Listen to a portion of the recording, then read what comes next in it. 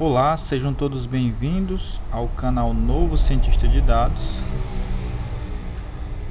Então, pessoal, na última aula, no último vídeo, vimos como criar um ambiente virtual, vimos também a importância desse ambiente virtual para se trabalhar, também vimos a instalação do Jupyter Notebook dentro desse ambiente virtual e também como instalar algumas bibliotecas também dentro do nosso ambiente virtual e assim trabalhar com a nossa versão de Python, trabalhar com nossos arquivos, ok? E no vídeo de hoje, dando sequência a essa série de vídeos, vamos dar uma introdução aqui ao uso do Pandas, que foi a biblioteca que a gente importou lá como exemplo, ok? Aliás, a biblioteca que a gente instalou lá no nosso ambiente como exemplo. Então, pessoal, vamos dar início aqui. Vou mostrar aqui resumidamente aqui como vai ser a sua experiência ao entrar no Jupyter a primeira vez, caso você não tenha visto antes. Ao iniciar o Jupyter lá no seu ambiente de trabalho, ele vai aparecer algo semelhante a isso aqui, essa tela. Então, para criar um ambiente novo, aliás, criar um arquivo novo, você vai aqui em New, vai selecionar aqui Python 3 e pkernel, vai abrir uma tela semelhante a essa aqui, ok? Nessa tela aqui, pessoal, vocês podem renomear o arquivo aqui por nome de preferência, ok? No caso que estou usando aqui esse nome, mas vocês podem utilizar o nome da sua preferência. Interessante, pessoal, notar que aqui eu tenho um painel que tem alguns botões. Esse vai ser o painel onde eu vou executar meu script. Esse aqui vai ser o botão onde eu vou interromper meu script, ok? E esse botão aqui onde tem a tesourinha vai ser onde eu vou conseguir apagar uma célula, né? Porque o Jupyter trabalha com células.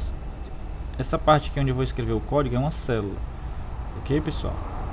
Então, qual a importância de trabalhar aqui no Jupyter? Porque é muito bom trabalhar no Jupyter. No Jupyter eu posso criar um script aqui, certo? Ou digitar aqui qualquer coisa aqui. E eu posso executar esse script aqui sem problema nenhum, tá bom? Que ele deu um erro porque realmente digitei qualquer coisa. Então aqui, pessoal, ele vai me tornar aqui um erro, né? Caso eu tenha importado uma biblioteca errada, tenha escrito alguma coisa errada, ele vai me mostrar. Então caso eu precise, por exemplo, digitar aqui outro comando aqui,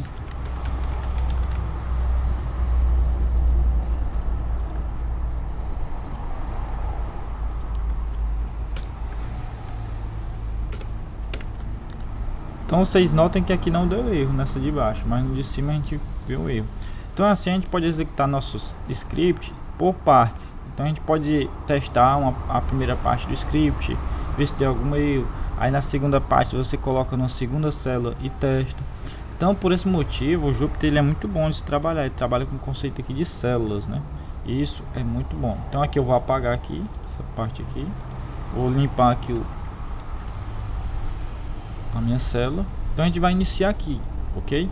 Primeiramente, pessoal, a gente vai ver como é que a gente importa uma biblioteca, né, para o Jupyter. Então eu instalei a biblioteca Pandas, né, que eu vou ter que utilizá-la. Caso você não saiba como instalar essa biblioteca e não tenha ela instalada, o comando é muito simples, pip install pandas. Caso você vai executar aqui, você consegue, certo? Você tem que apenas colocar a exclamação aqui no início, e se eu executar esse comando aqui, ele vai carregar aqui e instalar normalmente, ok? Eu não vou executar porque eu já tenho o Pandas instalado.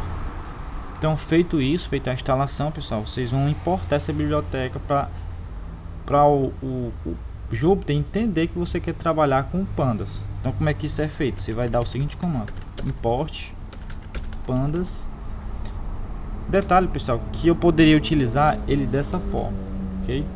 Mas é muito interessante e muitos analistas, cientistas de dados, programadores fazem isso. Eu aconselho que você comece também a fazer, que é dar um apelido para essa biblioteca. No caso aqui eu vou chamar ela de PD.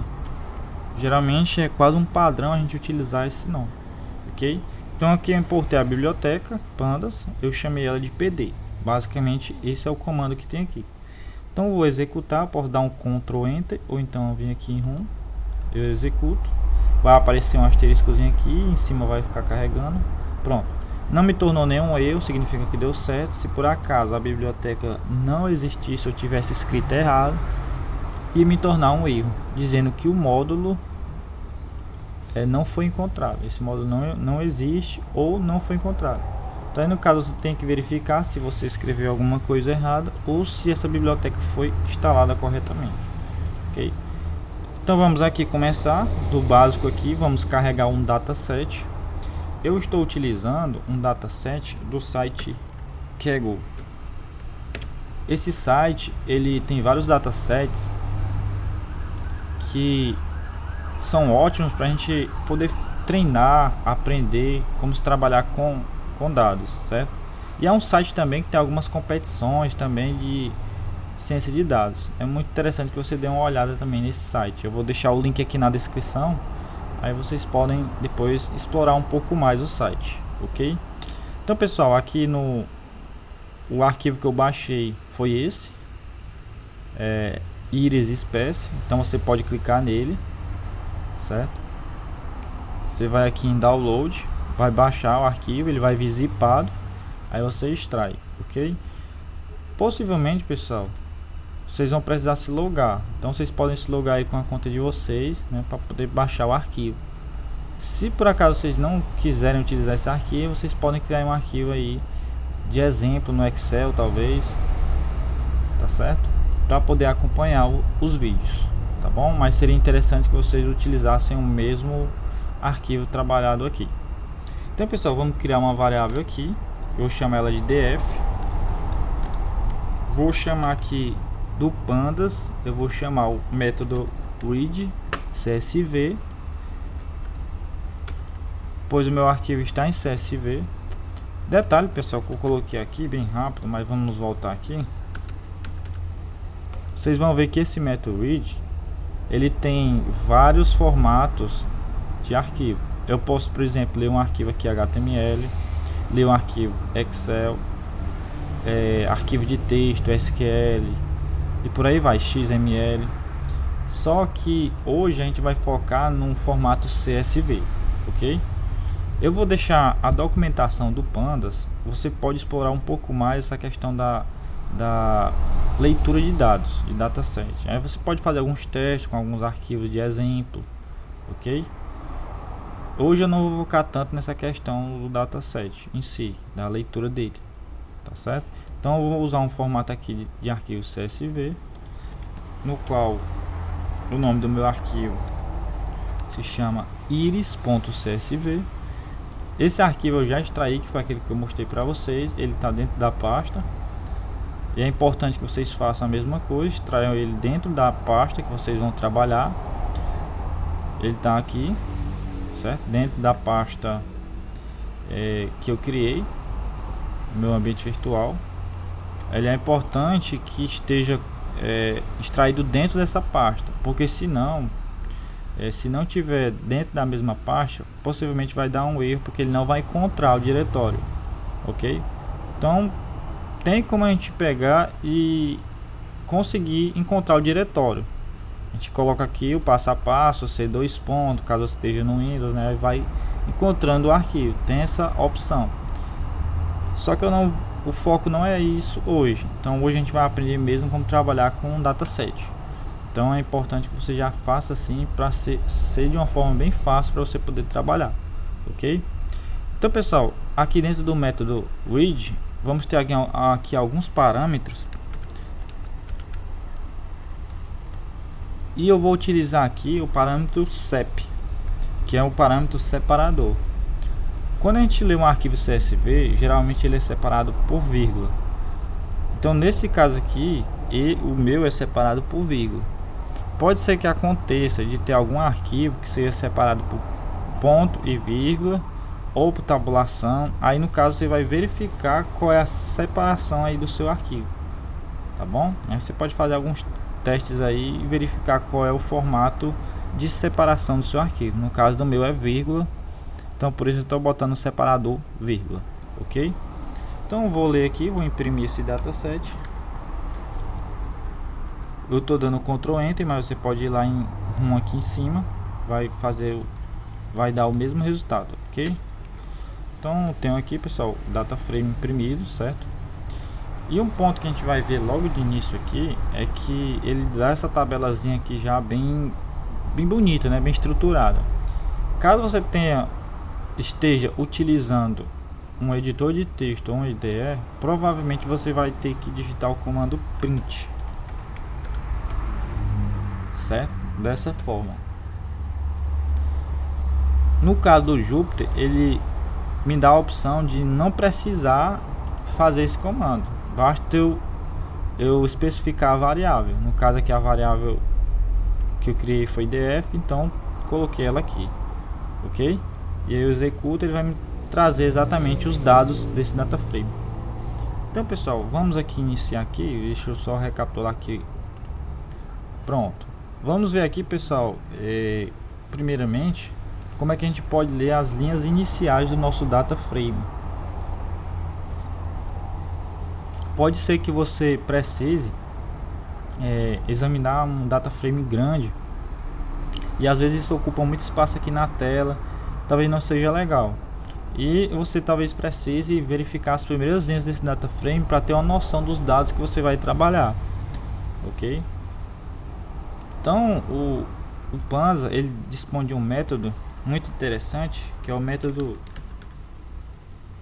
HUGE, né, de cabeçalho, né, de cabeça, que ele vai justamente pegar o topo ali do seu data frame, né?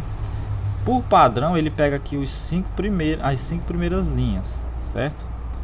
Eu vou executar aqui para vocês entenderem melhor. Então aqui, ó, eu executei o comando, ele me trouxe aqui as 5 primeiras linhas, ok? Mas esse método, ele me permite eu colocar aqui uma quantidade X, né, que eu queira. Por exemplo, imagine que eu queira os 10 primeiros, eu queira essa amostragem de dados, né? Então eu especifico lá, se eu der um executar aqui, ele vai trazer novamente, só que agora ele trouxe 10, como eu especifiquei, ok? Então esse é um método para a gente verificar ali a quantidade mínima do topo, né, do nosso data frame. Outro método também muito bom, eu vou adicionar outra célula aqui para não precisar apagar essa. Não, já está aqui, pronto. Então, pessoal, é o método o oposto desse, né? Que aqui a gente tem um método read, tem também um método tile, que no caso é esse daqui, ok? Esse método ele faz o oposto, em vez de ele pegar as primeiras linhas, ele vai pegar as últimas. Vamos ver aqui na prática, né? df tile. Então eu vou executar aqui.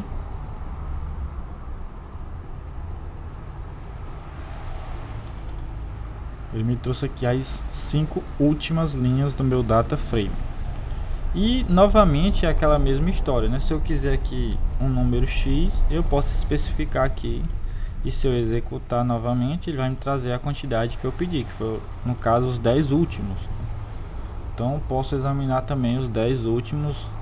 Se eu botar aqui uma quantidade aqui de 15, por exemplo, ele vai fazer a mesma coisa, assim como o método read, né? Então eu trouxe aqui os 15 últimos, ok, pessoal? Além disso, pessoal, uma coisa bem interessante também quando a gente está trabalhando com dados é saber as informações, né, do nosso dataset de forma geral. Aqui eu mostrei como a gente pode ver o topo do nosso data frame com as primeiras linhas e também a parte final com as últimas linhas também.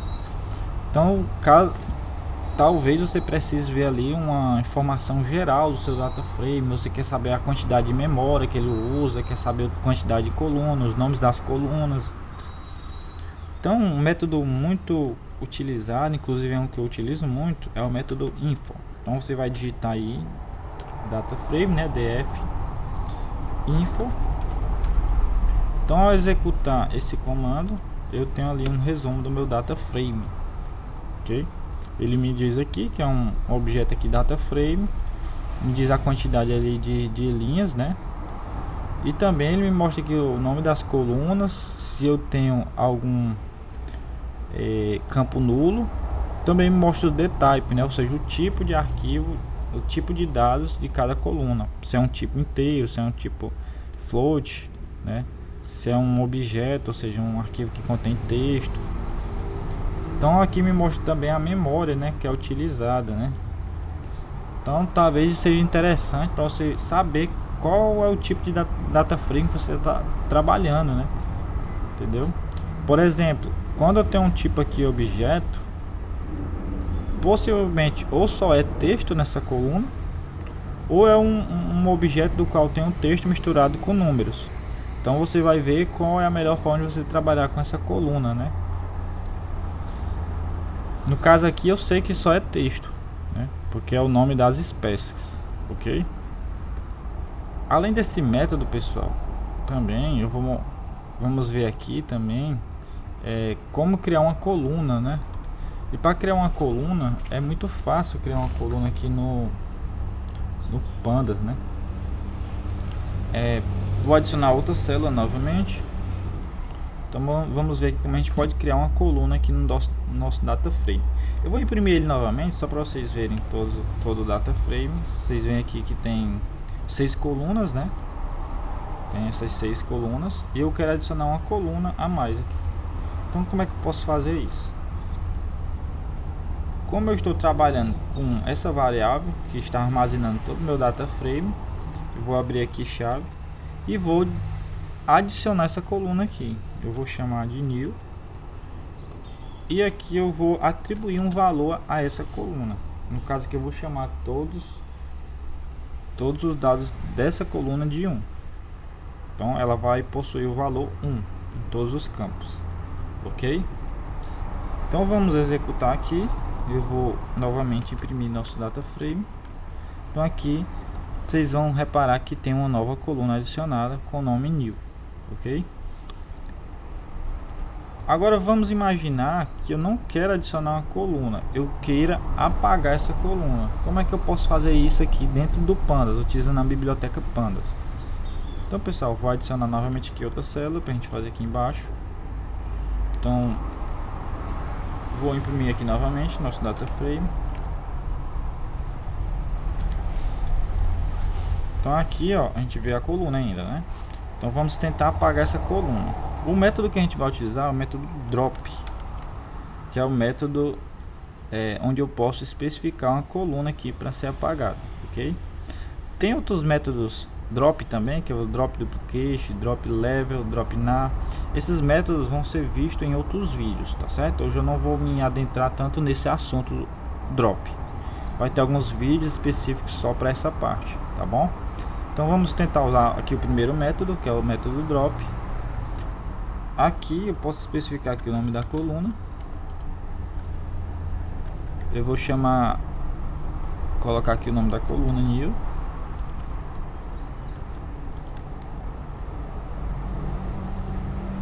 Para que isso seja salvo, eu vou fazer da seguinte forma, tá bom? df vai receber df.drop e vou especificar o nome da coluna que será apagada. Vamos ver se deu certo.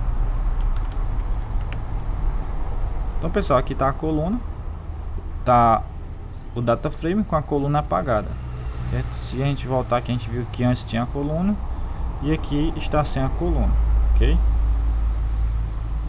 Agora a gente aprendeu como criar uma coluna, como apagar uma coluna. Também vamos ver como a gente pode manipular também as linhas, né?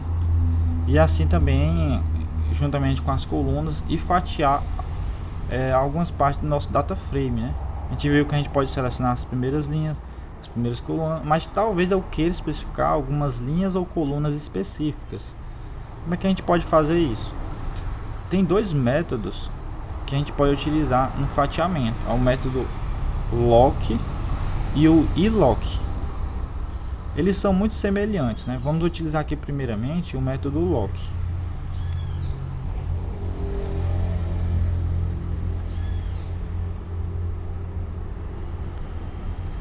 Deu algum erro aqui, mas não é interessante para mim ver agora. Então vamos ver aqui o método lock primeiro, certo? O método lock, primeiramente eu vou escrever aqui o método ele é da seguinte forma: lock, né? Eu vou ter aqui dois parâmetros para ele, o parâmetro de linha e o parâmetro coluna. Ok? Eu vou colocar aqui como comentário aqui. Esse método ele me traz o rótulo, a label, né? Como assim?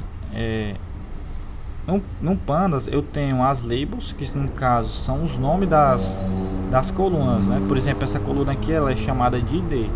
Essa daqui é CEPAL Leite CM. E assim por diante. Tem essa coluna espécies, essa coluna aqui antes que a gente apagou, né? Que era new. Então,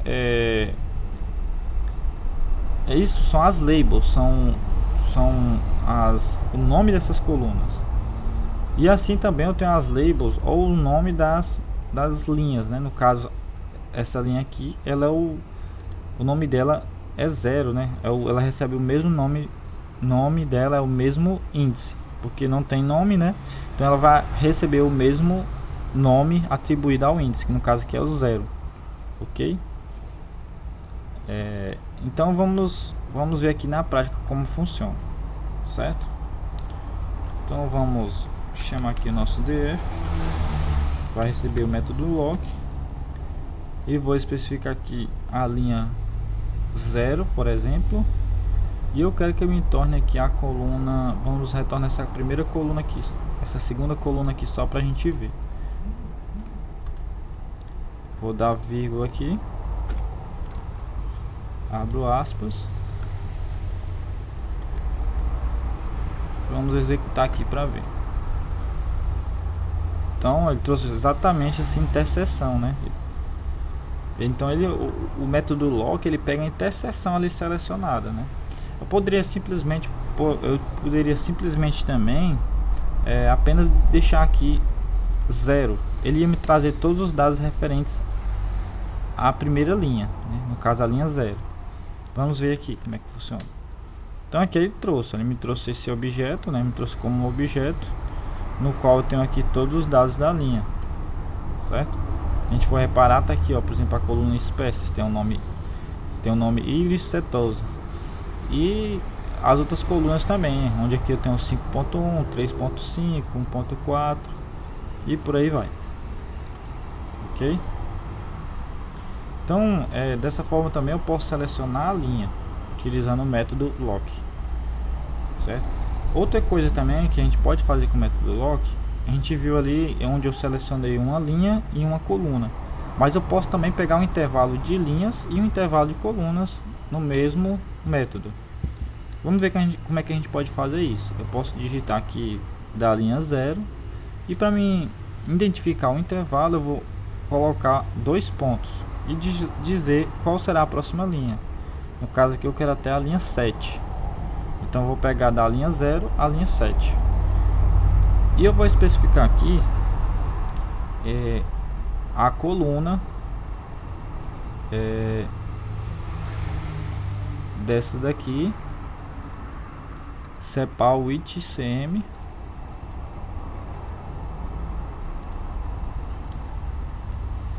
Aí a mesma coisa, eu vou colocar aqui 2 pontos e eu vou deixar apenas 2 pontos, porque se eu deixar só 2 pontos ele vai pegar até o final, ele vai entender que eu quero esse intervalo até o final. É como se fosse um caractere coringa, né? Ele vai identificar aqui que eu quero todos, a partir daqui até o final, certo? Vamos ver aqui na prática, né? Vou fechar aqui, executar para vocês verem. Então aqui ele fatiou justamente as 7 linhas e pegou a partir dessa coluna, essa coluna aqui onde eu tenho 3.5 aqui no começo, e foi até o final. No caso aqui ele trouxe até a coluna espécies, ok? Eu também poderia especificar as colunas que eu quero, né? Por exemplo, eu poderia colocar entre chave apenas as colunas que eu quero selecionar, como por exemplo, vamos colocar aqui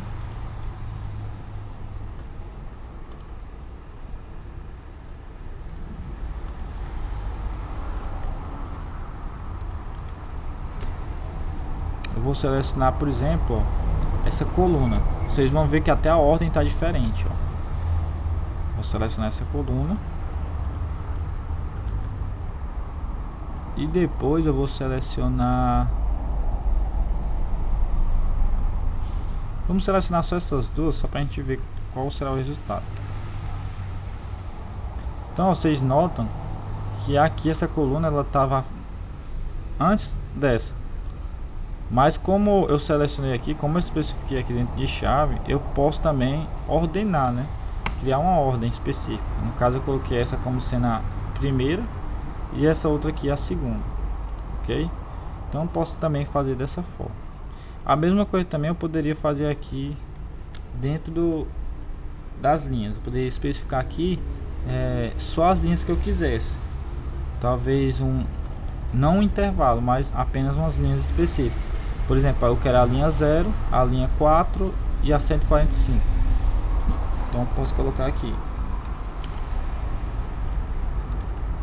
Quando eu executar aqui, ele vai me trazer justamente essas linhas específicas, certo? Então, pessoal, a gente viu aqui vários métodos, né, que são muito úteis para nós. Que vimos aqui como carregar usando CSV, vimos como utilizar o método read, o método tile, o método info para mostrar as informações, vimos como criar uma nova coluna, como dropar uma coluna, ou seja, apagar essa coluna, a gente viu também. Vimos aqui como fatiar utilizando o método lock. Faltou aqui eu mostrar o ilock, certo? Foi até bom verificar aqui. Eu estava esquecendo na realidade, mas vamos ver aqui, né? Então, pessoal, o método ilock ele é semelhante a esse método lock, só que com uma diferença, né? Aqui eu vou pegar o rótulo, ou seja, as labels, né? Rótulo.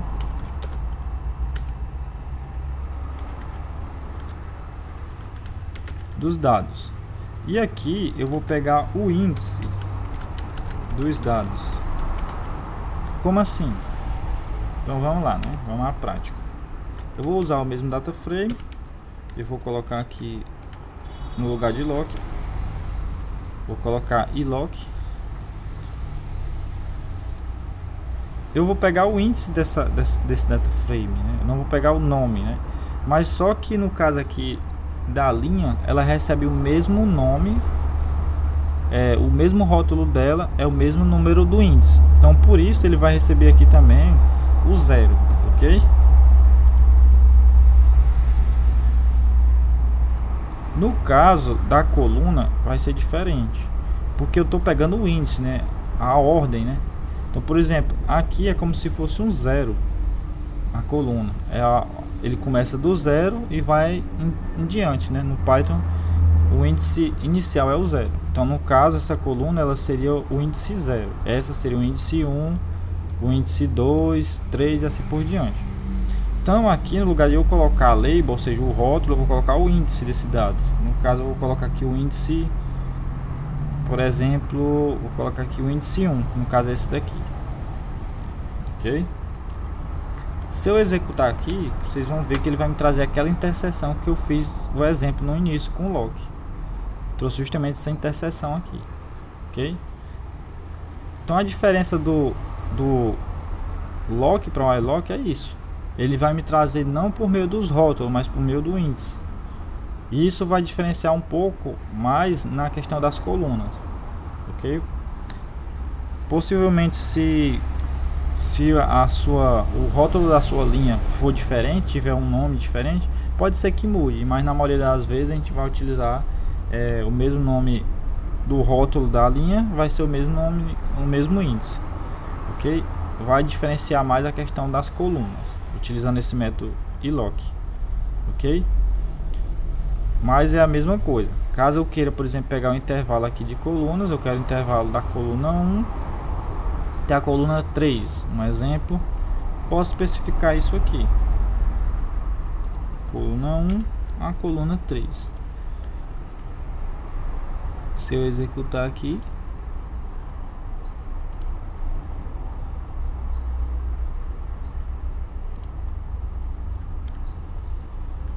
no caso aqui, pessoal, do lock, eu não preciso colocar aqui entre chave, certo? Basta eu executar aqui que ele vai me tornar o resultado, ok?